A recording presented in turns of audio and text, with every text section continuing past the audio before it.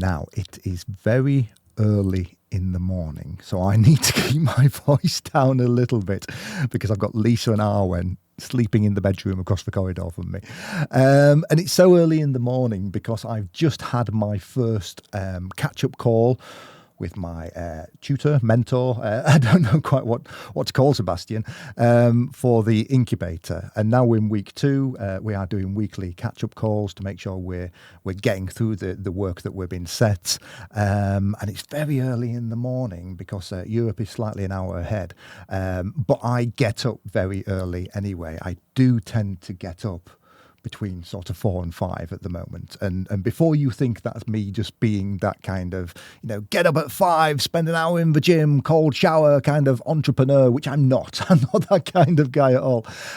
It's simply because we have our young daughter, Arwen, and we all sleep together in the same bed. So Arwen is only 1 year old. And so we all tend to go to bed about 7:30, 8 o'clock.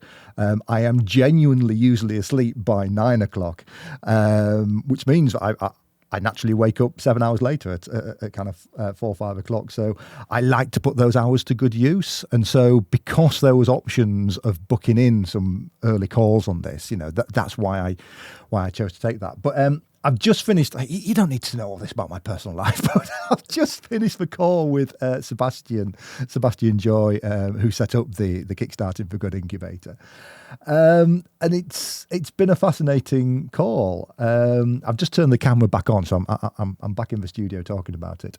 And it's interesting because I didn't fully appreciate that they were actually going to go through all the submissions I've made. So a lot of it is reading and then coming back with your observations on what you've just read. It's outlining your plan a little bit better. It's looking at who else in this sector is doing similar works to you. So there's a bit of research doing things like that. But Sebastian had gone through and read everything that I'd submitted and made his own comments in there and added some extra insight and things like that. So that was quite exciting to get that sort of feedback straight away on what we're doing with Vegan Business Tribe.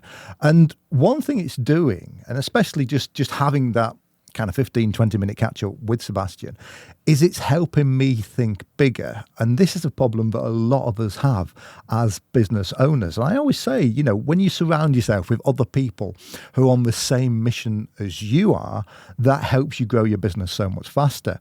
And so if you're around people who have already done some very big enterprises, and if you look at what Sebastian Joy from ProVeg has done, well, first of all, he helped set up ProVeg, which is an absolutely massive global organisation.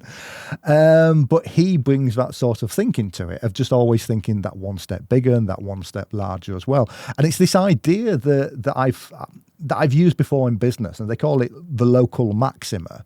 And the idea is, imagine if you climb a mountain. From the top of that mountain, you might think, oh, great, I've reached my peak. I've gone as high as I can go. But once you're at the top of the mountain, you might spot another mountain that you didn't see before you got to the top. And so if you go climb that mountain, you might then see this whole other range of mountains around you with even higher peaks, but you didn't even know that they were there because you weren't high enough. You weren't thinking big enough. So that's what this sort of process is really helping me do. It's bringing me back always to that idea of why. What are we doing and how can we have the biggest impact doing it? Because, the advice that we give, it's relevant to any vegan who's in business, but where it may have the bigger impact is maybe some of those people that don't have that access to business support. And if you look at, regions of Africa, of Southeast Asia, these are sort of maybe the less developed marketplaces that don't have as much business support as we do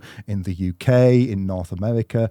And what we're doing is very relevant to those places too. So just being prompted to think about that is incredibly useful as well. I mean, we might be able to offer what we do maybe with funded places. If we can get people to actually sponsor businesses in places like Rwanda, and we've got one of our Vegan Business Tribe members who's got just that at the moment, maybe doing more of that will actually allow us to have an even bigger impact in places that don't have that support in place. So having those conversations is really interesting as well. And another thing which going through this incubator process is giving me is it's linking me up to more people who are on the same mission. So there is somebody else on the incubator as well, I think I mentioned earlier.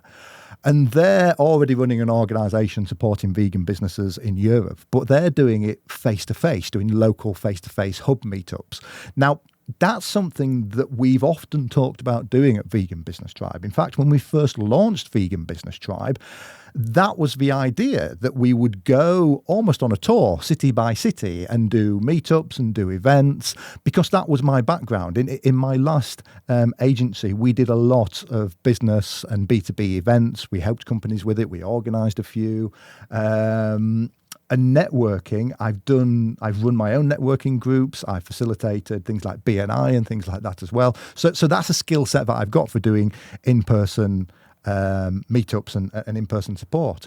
And that's what we were going to do at Vegan Business Tribe. But when we were just setting it up, that's when the global pandemic hit. And so we couldn't do that face-to-face work. And so we went online. And by doing that, we actually found a bigger audience. So that's why we kept doing it. But coming back to this idea of, yes, we should be bringing together vegans who are based maybe in Essex, and vegans who are based in London, and then vegans who are based in Berlin and Amsterdam, to give them their own local Vegan Business Tribe hub. And they'll probably get a lot more value out of that than just being part of the online stuff. So that might be maybe a bolt-on to what we do. It may be a way to grow what we do into new areas, finding local people to help us, and maybe translate some of our content and things like that as well. So that's been, a really interesting thing to do as well.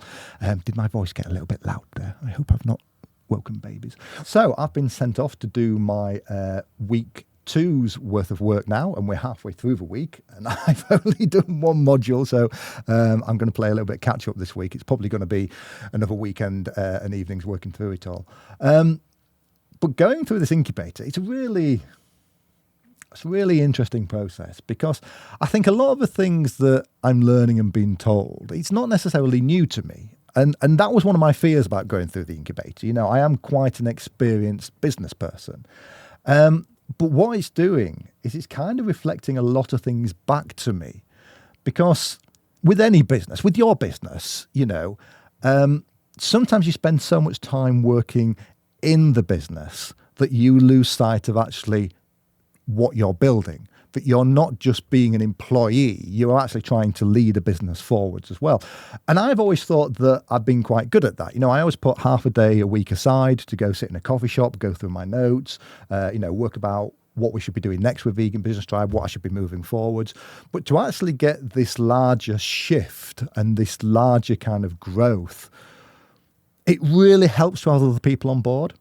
It really helps to get somebody else to sit down with you, look at your plans and say, but what about this? And it's that thing which is already staring you in the face and you already know that you should have been doing, but sometimes it just takes other people looking at what you're doing, throwing their opinion in, giving you ideas, and especially people who have done something similar and grown something to a point larger than what you've grown. That's really, really useful. And I think that's going to be one of the biggest things that I get out of this incubator process. Right, so we are partway through week 2. 10-week incubator, about 4 weeks left, 3 weeks left, 4 weeks left until we fly out to the first in-person part of this in Berlin. I've got my flights booked. I've got my travel booked. Got the hotels booked. So that's all going to be something to look forward to. If you are in Berlin, let me know and maybe we can link up. Right, let's get back to it.